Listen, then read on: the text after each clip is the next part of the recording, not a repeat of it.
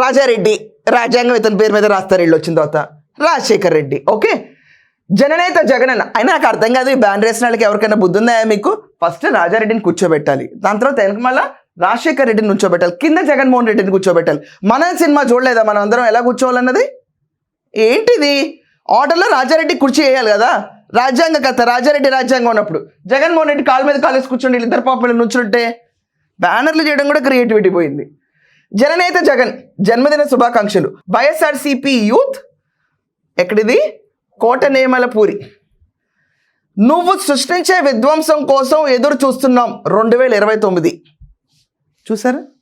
నువ్వు చూపించే పరిపాలన వీటన్నిటి కోసం ఎదురు చూడటం కాదు, నువ్వు సృష్టించే విధ్వంసం కోసం ఎదురు చూస్తున్నాం 2029. అభివృద్ధి కాదు, విధ్వంసం కావాలి. మాకు కావాల్సిందే విచ్చలవిడిగా. అందుకోసం ఎదురు చూపులు. YCP flexi viral. ఎవరైనా అధికారంలోకి వస్తే అభివృద్ధి చేస్తాం, ప్రజల సంక్షేమం కోసం పాటుపడతాం అని చెప్తూ ఉంటారు.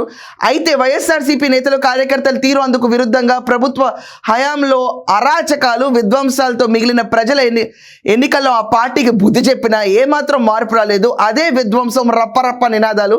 ఆ పార్టీ శ్రేణులు విధ్వంసాన్ని కోరుకుంటున్నాయి. పల్నాడు జిల్లా రాజుపాలెం మండలం కోటనెమలిపూరి గ్రామంలో ఏర్పాటు చేసిన ఈ ఫ్లెక్సీ ఉదాహరణంగా నిలుస్తోంది. నువ్వు సృష్టించే విధ్వంసం కోసం ఎదురు చూస్తున్నాం.